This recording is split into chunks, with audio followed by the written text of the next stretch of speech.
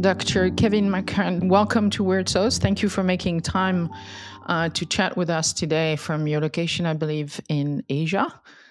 And therefore, your time zone is very much a difference from where we are right now. And I appreciate the time that you're taking. Could you kindly introduce yourself for the audience of this podcast? Sure. So I'll presume people will know the name from the title of the interview, but I'm a systems neuroscientist by training, and corticobasal ganglia, cerebellar networks, and disorders thereof, and how to. Well, a lot of my research career was geared towards modeling in primates and testing deep brain stimulation as a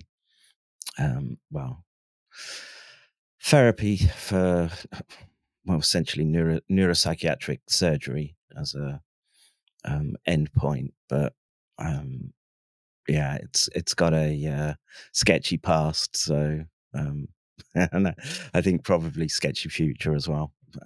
Going by what I've seen. What brought you to COVID? Well, that was so December 2019.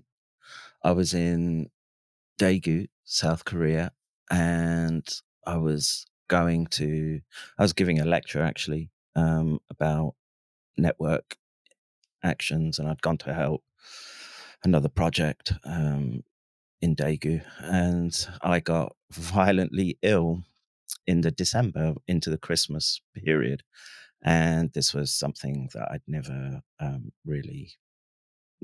I've experienced most illnesses, I think, the common ones, but this was something very, very unique. And as I'm sort of in the recovery phase in the January, we start hearing about, there's a lab in Wuhan, and there are people filling up hospitals, and I keyed in on this, and as I looked and began to sort of piece the bits of evidence together, and we saw, they started talking about SARS viruses, and I started to look, and you see that they're neuroinvasive.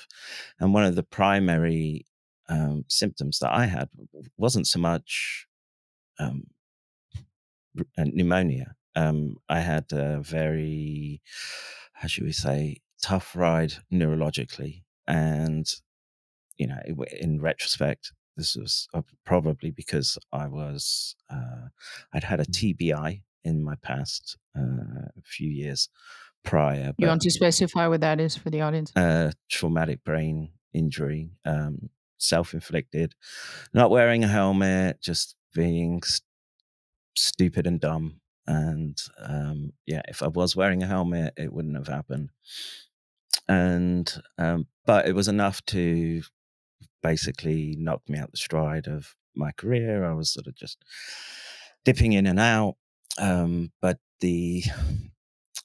as I was watching this, and my own personal experience of it, I was just saying to people, you should be careful with this. And I would try to warn people about the neurotropism. And even doing that back then was enough to run into the censorship apparatus that we now know exists, was extensively put into place via all these tabletop exercises, etc. They'd run this thing many, many times, and they'd slipped all these mechanisms into place. And so, in that situation, I don't know, I just felt I had to get the bit between my teeth, as they say in English, and just keep pushing. The censorship really bothered me.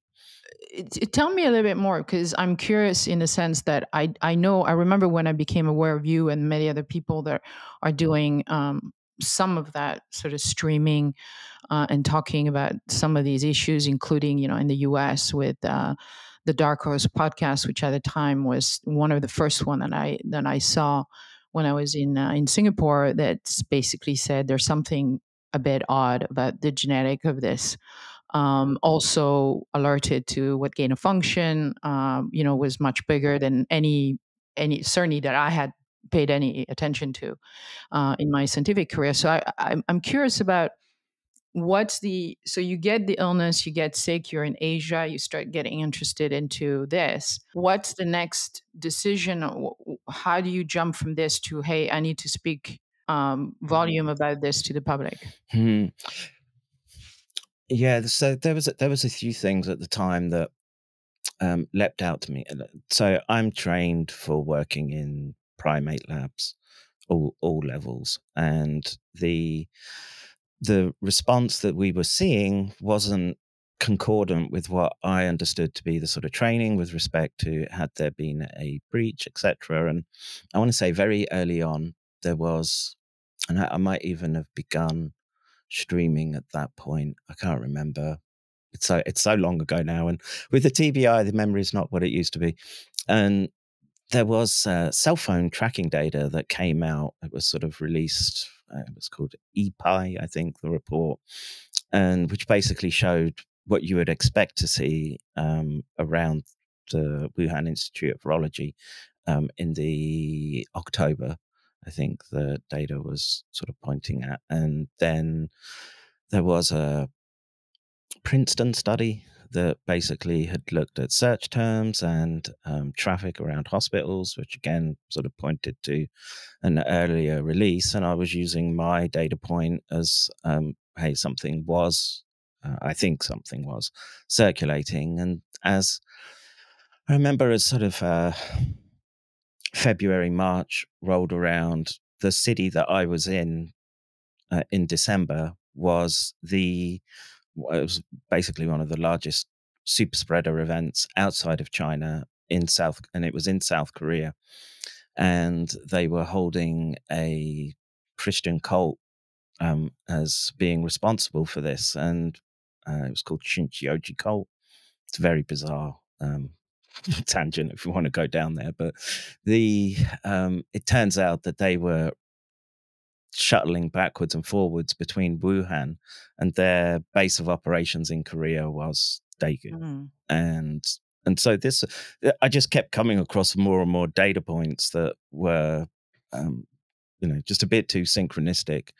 And as a scientist, etc., I want to prove one way or the other. And yeah, it. Did you have any connection to other folks at that point? Did you already have a lot of network connection with folks that we now know a lot more? And that so how did that then go from, hey, I need to speak about this, to are there other people doing this, and what was the sort of chemistry of that?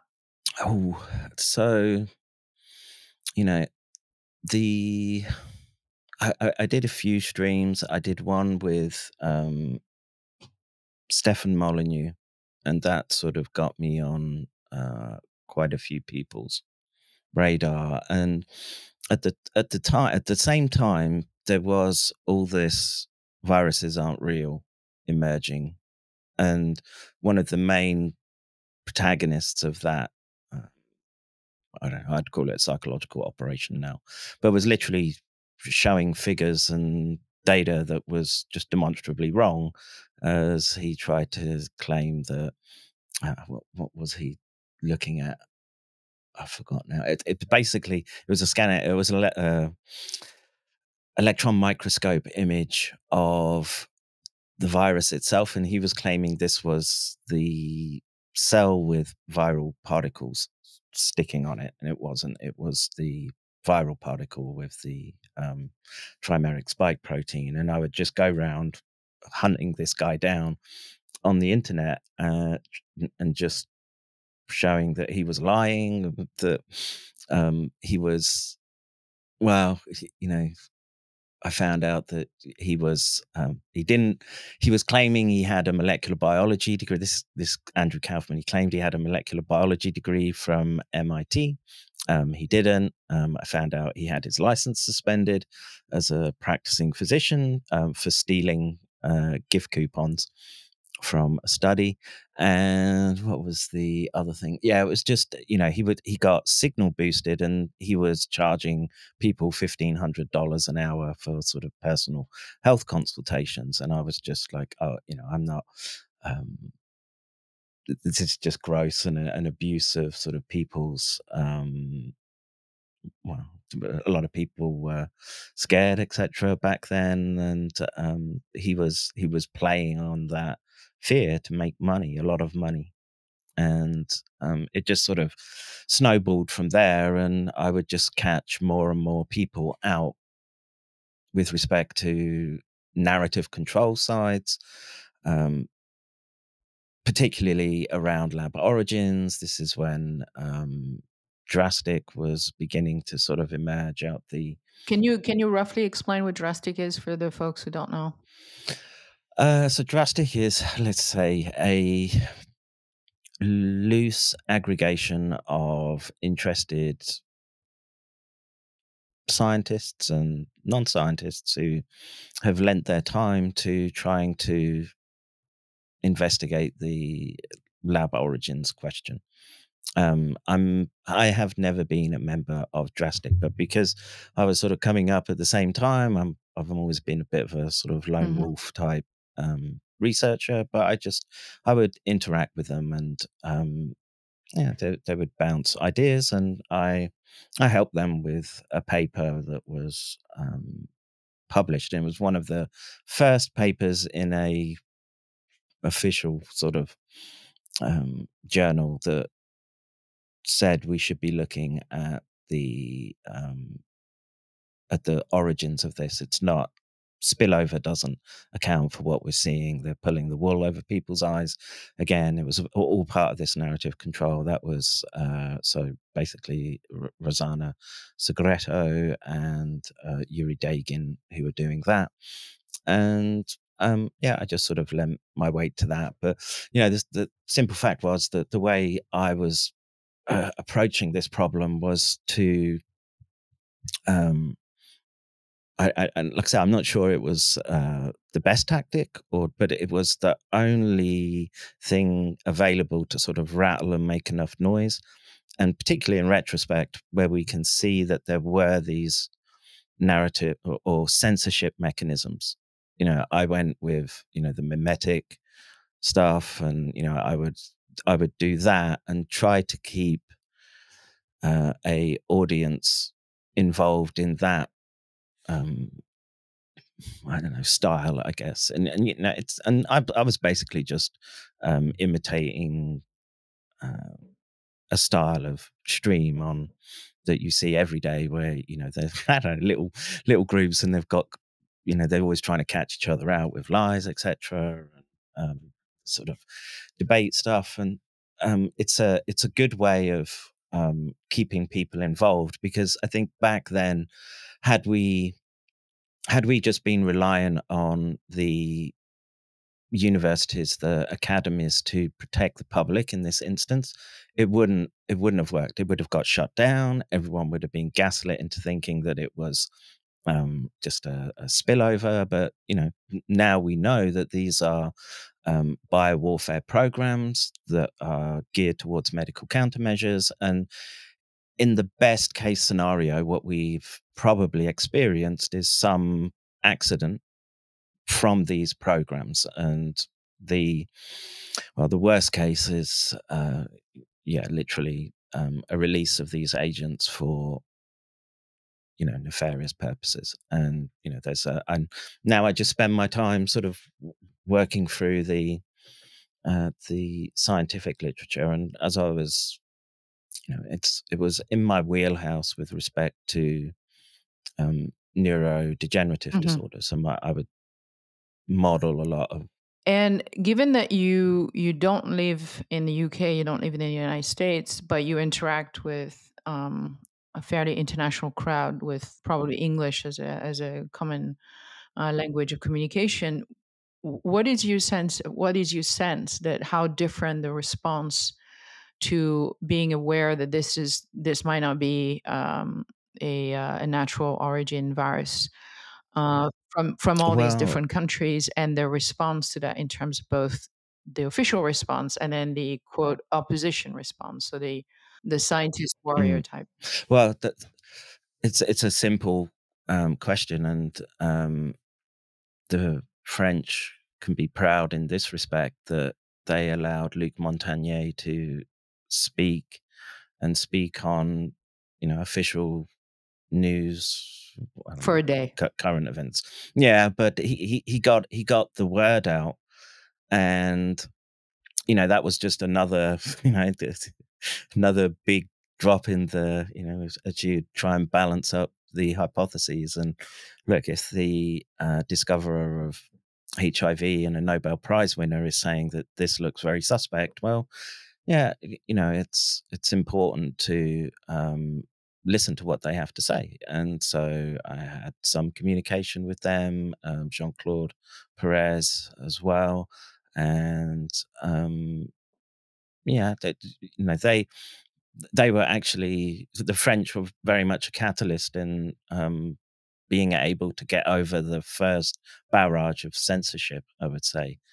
And this was, wow, providence, I don't know. But thank we have to, everyone owes Jean-Luc, not Jean, of course Jean-Luc, but Luc Montagnier. Yeah. Montagnier a debt of gratitude. And he stepped into the breach when very few did the very opposite. They battened down the hatches and hoped that this problem would go away. And this was the failing of the institutes at that time. And it was, well, I had I knew science was bad in terms of, it's not the holier than thou endeavor that people make it out to be. There's a lot of backroom deals done. Let's put it in that those terms. And the his standing up when others didn't was yeah. I just wish there were more people like Luke, and we lost someone very special when he passed away, I'm afraid. So because I think now he's been vindicated, um, and the and not only for the just calling out the molecular biology, which was suspect, but he was actually the first to highlight and get down the data with respect to issues that I was talking about, which is neurological. And the although it's not my specialization, I know enough in my domain area that viruses are very suspect with respect to neurodegenerative processes. And um, that can range from many disorders. I was talking about, even neuropsychiatric disorders. And this is very much a new, I hate to use the word terrain, but that's emerging over the last, well, since I started my PhD. So we're talking 25 years. So let's just dive into it precisely. So if we're now in the sort of tail end of, well, the beginning of the tail end of 2023, and the landscape is very sort of diverse by now, both in terms of the origin of the virus, the many iteration of the virus that we had, or so-called variant, depending on the country and the sort of exposure the population multiple times sometimes. But we also had countermeasure applied to that, countermeasures of different form, different manufacturer, different content. We also have investigative processes on side effects that are different according to the countries. The EU is doing something, Canada, the US with the VARs. So pharmacovigilance is of different caliber, depending on the country. We have excess mortality, we have excess morbidity. A lot of the what I see, maybe you correct me if I'm wrong, is a focus on, or maybe not a focus, but certainly a high prevalence, a salient of myocarditis, pericarditis, cardiovascular, some neurodegenerative things are being talked about, but I would say it's in the bottom level of this architecture of side effects. I would think that the primary thing is sudden death, cardiac inflammation, people who have now turbo cancer, because in my mind, this is still part of a some sort of a emotional hooking to some extent.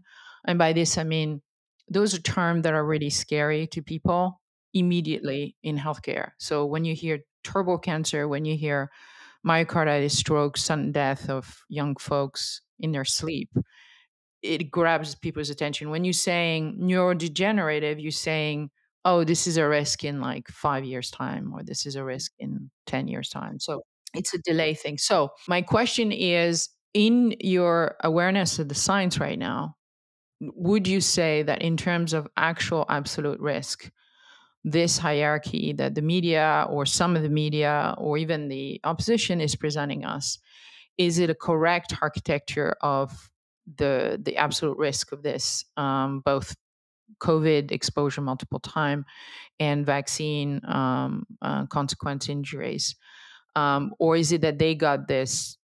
It's not that they got it wrong, but the brain problem is a unspecified right now, and it's too long term for them to really pay any attention to it as of yet. So this, one person's uh, priority, yet not everyone is going to be as focused on one thing as another. And often what tends to happen is that there is what you get exposed to is what you'll take an interest in. And, my focus has always been on the neurological. I don't, I tend not to step into the cancer domains or the things like cardiovascular. I don't feel I don't have the professional confidence or competence to be able to speak directly to those issues. Are they issues? Absolutely. But for just to give you a little sort of insight, as the pandemic was starting, I was lucky enough to strike up a friendship with someone who was essentially head of the medical statistics aggregation for the EU. And so he was sitting there and was basically letting me know what was happening. And, it's something I don't talk about very often, but there were kids collapsing even prior to the rollout of the vaccines. And, it didn't make the headlines so much. So I'm, do I think that wrapping that synthetic RNA in a lipid nanoparticle or putting it in a viral vector and just pushing it into people was a good idea? Absolutely not. I think it's the wrong technology for dealing with this type of assault. And I'm very specific in using assault. I think that's legally what happened to people, either through exposure via the spike in the environment or being forced to take it because your job was at risk. That yeah, this was happening to many, many people. And then I know, and I guess the problem is because I was speaking out early and people would aggregate to me to ask questions, etc. I've always made myself available to people if they had questions, etc. I've seen every side with respect to the virus side, and also people having reactions to the vaccines, and both are problematic. If I had to,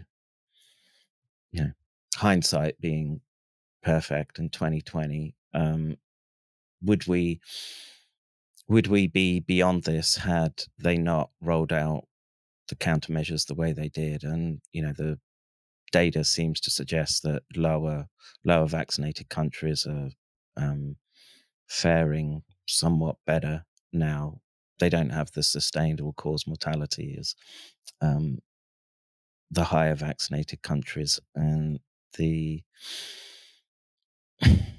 I wish it wasn't so. I wish it wasn't like that, because I don't know where that ends up. And the simple fact is that one of the most common um, side effects, sequelae, is this long hauler type condition that we're seeing. And in this respect, this is, I would argue, very much a neural presentation. And there's a paper come out this week from Italian group, and again, it's not anything that new per se, but again, it's reinforcing that exposure to spike protein and nucleocapsid protein causes, in this instance, they were looking at phosphorylated tau, which is a signature of Alzheimer's and neurodegeneration, both in cell culture and humanized mice. Again, they're just data points in a complex data set, but it's been consistent over 3 years. And what's the long-term impact of that? I don't think anybody really knows. We have to watch what's happening right now, and I would be um, rejecting my principles and basically the role that I took on when you become, a domain. You get the PhD and you're supposed to be a domain expert and thinking and talking to the public about these issues. And the well, yeah, I get that turbo cancer and it's a very frightening combination of words, grabs people's attention. Um, but um, you're seeing the impact with neurodegenerative disorders already. We saw that through the um, course of the pandemic in the first year. It started to tail off, and then as they rolled out gene transfection again, it seems to have picked up. I don't. All I can do is try and describe the mechanisms to people, and the people who I feel most sorry for are the younger cohort that do get, they struggle with post-viral, post-acute sequelae of COVID, they call it. And, you know, had we not been doing these programs, the biowarfare research, their lives would probably be untouched right now. And they're, there's very few people who are being advocates for them beyond, well, they'll get the medical help now, which is progress, I guess, because look, ME/CFS as a condition was ignored for a long, long time. Can you explain what that is? So myalgic encephalitis is ME, and it's just, people know it as chronic fatigue syndrome. And I've always had the contention that these states, these viral, post-viral states, are essentially, you're being shunted towards the neurodegenerative spectrum of pathologies. And, depending, again, it's not a binary that you get that state and you're going to be developing, that there's a senator, I've forgotten her name, but she was diagnosed a few months ago with Parkinson's. She had been vaccine exposed, and just this last week, she's basically said, I can't do it. She's got quite an aggressive form of Parkinson's. And I could tell at the time when she was saying, I'm going to be okay, I'm going to continue my job, I was like, no, you're not. I could see from the symptom profile that she was in a bad way. And these are, again, it's a complex terrain and tapestry that you've got to navigate. And I think we would help the people who are um, suffering with neurocovid, to get them to try to understand that there could be a prion component to it, but people need to understand that our understanding of prion these days is far more sophisticated or nuanced than the understanding that we had 20. You're French, you remember McCairn, right? Creutzfeldt-Jakob Yeah. disease. So But what I worry about here is that these conversation addressed to the general public, sort of what is it that the general public can actually do about it once they've understood whether it is, prion disease risks or neurodegenerative disease risk or myocarditis risk. Isn't it the case that actually the real people we need to be speaking to is are the people who are actually capable of doing treatment, incredible speed research on this. Like we need an absolute priority on these things in terms of budget. So the folks who are putting energy into a system, if you're doing the metaphor of complex system, without energy, it goes nowhere. So we're I don't know about you, but certainly talking to the general public, you feel like either they go into a binomial state of either being terrified or having such high cognitive dissonance that morphs into certainty that they'll be okay. That you go nowhere with this sort of conversation. However, I fear that the apparatus that has brought us this in research seems to be obliterated in these conversation where they could actually um, gain energy and traction and actually have a positive effect. So if we were to have research at the highest level in Europe, if we were to have that in the US and say this is now an absolute priority, not I'm not saying like okay we stop researching cancer, but we're saying now we're going to research the sequela of COVID infection, COVID, countermeasure exposure. And we're going to put all our effort into this because the population as a global population is injured or has the potential to be injured. I don't hear this. I don't even know that there is an area where this could happen because it's not going to be in the UN. It's not certainly not going to be WHO. So what's your view on that? Well, again, it depends which particular lens you want to look at the problem through. And the I would say at a bureaucratic level, just at they want it to be forgotten and put away in the history books, and they'll deal with the consequences just as it shakes out into the medical system and apparatus.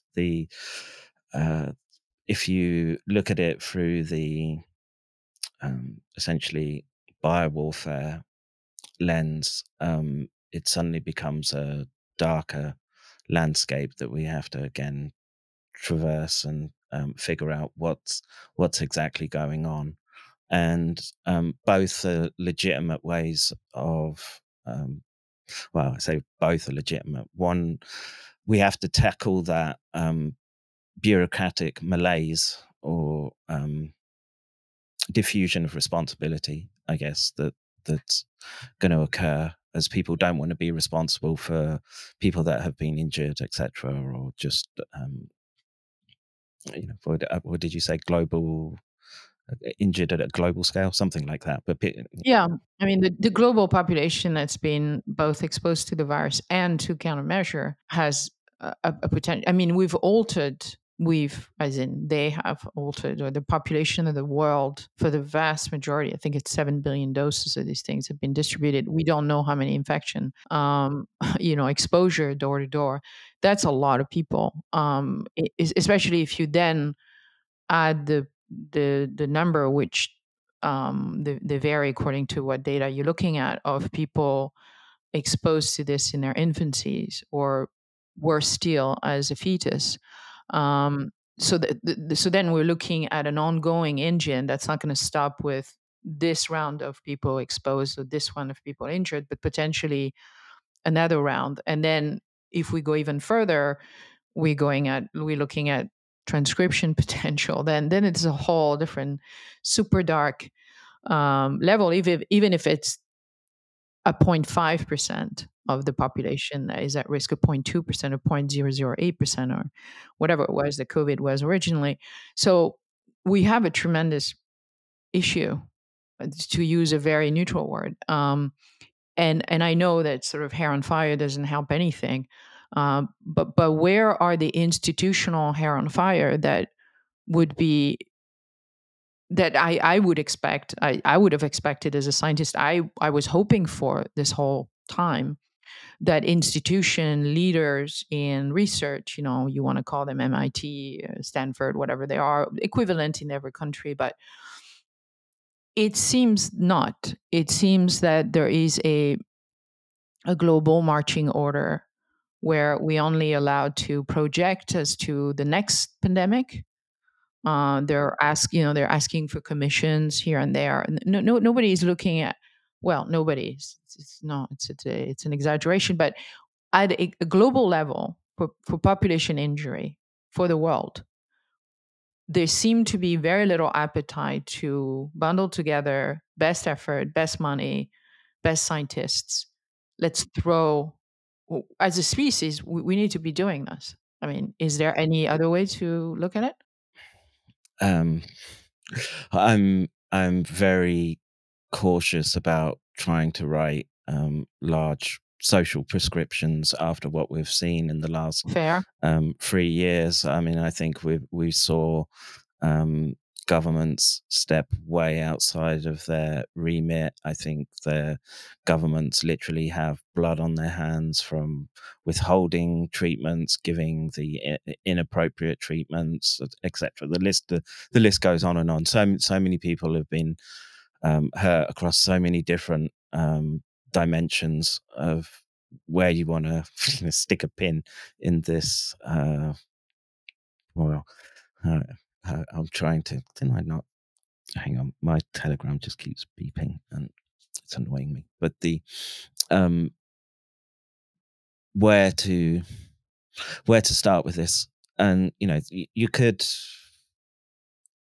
I guess, the main specialities, if you wanted to sort of focus it at a medical and research level, then some straight talking at some conferences and some frank discussion about, well, if we're dealing with something that was synthetic and designed to cause mass casualties and long-term casualties, we need to reorganize and reprioritize our research programs.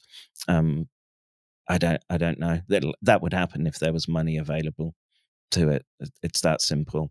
The problem is I'm not sure that we're going to see that. I think we're just going to see more of the same.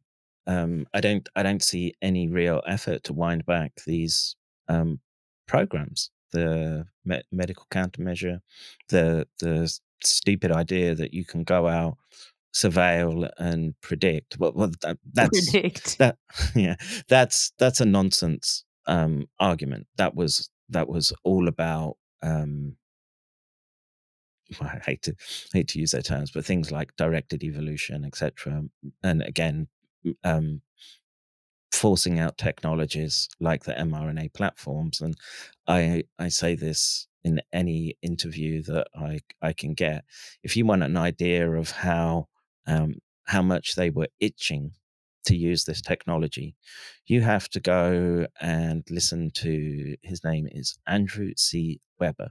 He worked for the State Department, and he is on a podcast called 80,000 Hours. And I want to say this was in 2020 and mid 2020. And he's basically convinced that they've removed the existential threat of biological warfare through these types of programs. And so they welcomed SARS in this respect. It was a chance for them to test their systems, and I haven't seen it change. And there's too much invested in that direction of research, and I'm very concerned about the the momentum that those programs have, that you're seeing with World Health Organization, whatever you want to call it, transnational tyranny.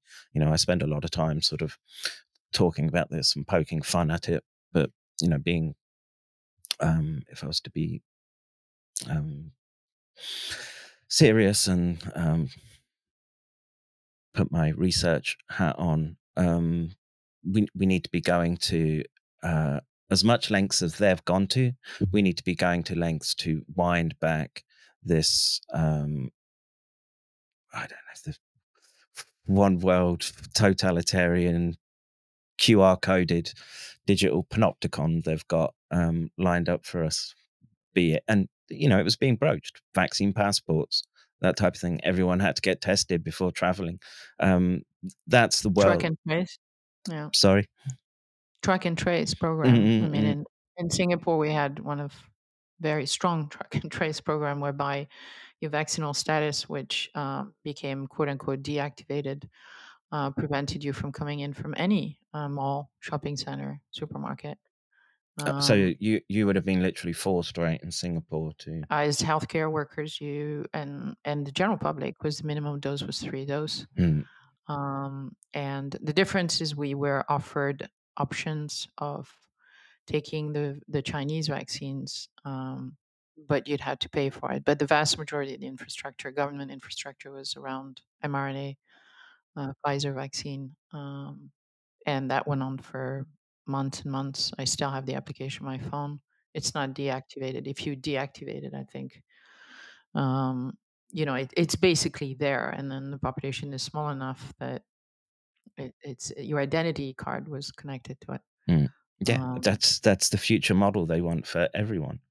right, and China had this. Mm, China definitely has this, and I think the thing that I find it very surprising in the perception of the environment according to where you are geographically is that which it's like we're in an inversion of all the worlds that we were in 10 years back, whereby certain feature of other country that were looked into by the West and the collective West as terrifying. This is what we fight against. This is why they have collectivism and we have individualism and so on. Has now been totally inverted, and what is high is low. What is great is bad. What is true is false. And we now operate on the where technology is great, track and trace is great, integration is great, and I'm still stunned by the treatment of unvaccinated people as a medical choice in the greater West. I mean, it's one thing to say centralized government like China. Are you surprised that they would ostracize XYZ? You shouldn't be if you have a knowledge of history. But now we're talking about the Western values allegedly, professed for years and years to those countries. It seems that now we think that those things are the way to go, and that mandated medical treatment against your will is okay, and then this concept that if we're not all protected against something, then no one is an aberration that has not been even challenged on a political level or philosophical level or ethical level. It's been challenged scientifically, but barely. not really, barely, Mm. barely. So, what do you think? What do you think the avenues are right now, both for people who are listening to this and don't want to sink into, well, so there's nothing to be doing. What can both the general public do and um, us or people who are in the that have a skill set in science that can contribute? What would you what would be your call out for both of these population? Oh, I'm very explicit all the time. Non-compliance. non-compliance as much as you can get away with. I get it that some people literally have no choice. I lost a friend as the pandemic emerged because he was forced to be vaccinated to stay on the organ donor list, and yeah, he didn't make it through that, and you know, but God, yeah, I wish he hadn't complied. He'd probably still be with us. But it's it's so hard to give people a prescription because so many people's lives are complex. But no, non-compliance is there's something you can do to make it difficult for them. And if this, I'm just trying to think of something. The the kids that are going around cutting down the ultra low emission zone cameras in London. Yeah, I'm I'm going to turn a blind eye if I see kids out doing that in this instance. They might not all be kids. Yeah, yeah, whoever's doing it. But this push towards it's a trope and the WEF, etc. But the UN 2030 agenda, those things are real. The Club of Rome is real for sure. Um, we were governed by basically modern Malthusians who figured that the human race needed limits put on it, and were just well, go back and read those documents, those UN documents, Club of Rome documents. Right, they're all for stabilized population levels. They're concerned about resources, and they talk about using disease and also climate as a way to push directions towards their policy goals. Um, don't don't comply. I mean, have kids. There's a way to really gum up their system. Have kids, lots of them, and don't listen to the howls from the environmentalists. You can be sure the people that were responsible for these programs that brought us here, they're not going to go without. So you know, there's a saying in where I come from in my family that just blood is wealth, real wealth, and you make sure you've got lots of kids, man. Make sure you've got lots of skin in the game to fight back, I guess. The more people that don't comply, the better, and the more you can inculcate it in generations growing up, the better. I would argue. And And what about the scientists or people with skill sets? this just requires you to orientate towards the research questions at hand. I mean, you know, the the molecular biology isn't really my wheelhouse per se. I mean, I could, if I wanted to, go back in and inject monkeys with vaccines, etc. But I, it, are we going to understand anything more by me making that step? Probably not. The Probably the issue right now needs to be focused towards finding out who has been injured, making sure that they're treated properly, making sure that those who um, were responsible for turning medical systems upside down, such that treatment protocols were messed with and doctors were unable to perform as they would normally do. That we need to route out those uh, networks and bureaucracies, and that's again, it's going to require someone to stand up in their institute, in their place of work, and start talking about it, and find like-minded people. we still have the internet. That's it's a good way to start. But short of those prescriptions, I don't have much else. Anything else just gets dark very quickly, and I don't want it to do that. And just before we conclude, I'd like to speak a little bit about this the thing that you broach on at the very beginning, which is this kind of pushback, deplatforming, demonetization, shadow banning, culling out for voices either directly or indirectly. The sort of massive, it seems massive, sort of censorship complex in which seems to operate also globally. Surprisingly, because these countries are It does. different culture. You, Yeah. So you've got a prime example in the last day with yeah, whatever you think of Russell Brand. The UK government has reached out to Rumble to say, TikTok. uh, It's everybody. yes. Everybody in synchrony, which and it's quite interesting. I mean, maybe you remember this because I certainly remembered this particular committee that has been spearheading this. And again, I totally have no idea about the case, and I don't.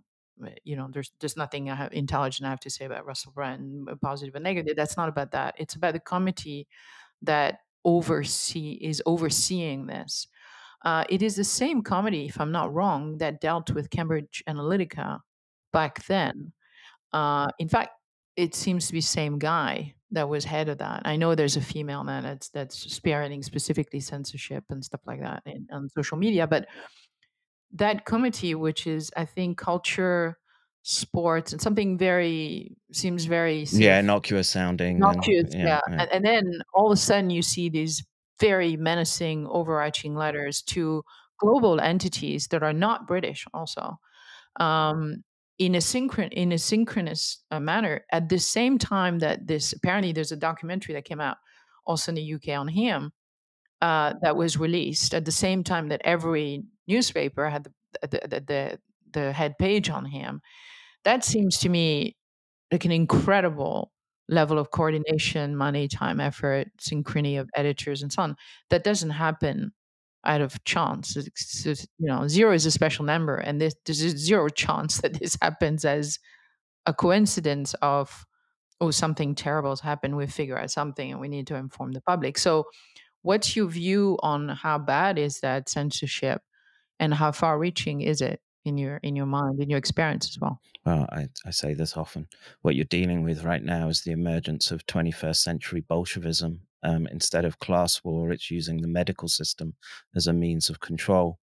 Um, I am, I said I don't want things to get dark, but perhaps we should learn from the last century's iteration what does happen when these systems come into place, and perhaps the words of Solzhenitsyn should ring true, which is at each knock on the door, and in this case, I guess it's a digital knock. There should be pushback at every point, and then they might think twice. Then they've got to keep on their game all the time. You had Jacinda Ardern in the UN basically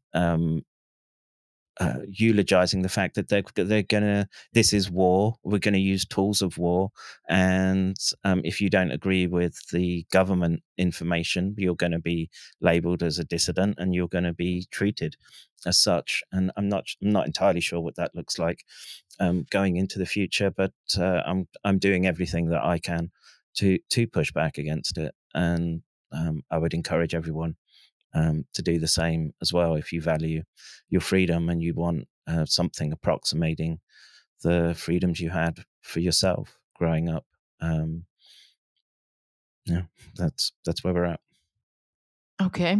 And on that, I will ask you the question and ask all my guests to conclude this episode, which was very interesting and perhaps less dark. Is what's your weird sauce for the life that you lead? Hmm. it's it's a tough question. It's the hardest question you've asked me.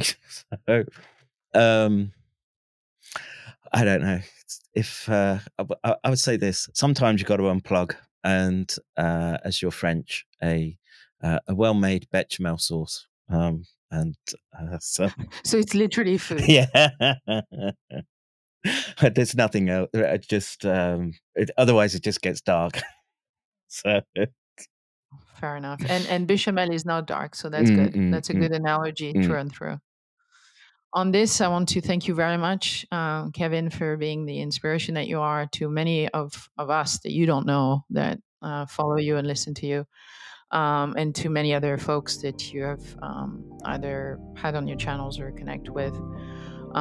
So these are points of lights which are guiding a lot of at least the intellectual rebellion, the emotional rebellion, which is the beginning of something that we all need.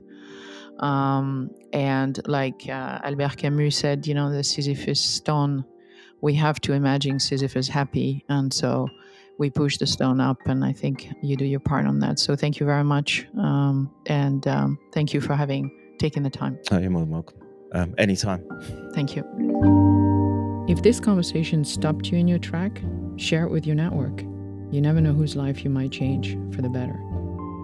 Thank you for listening. Stay curious about our next guest, and stay curious about life.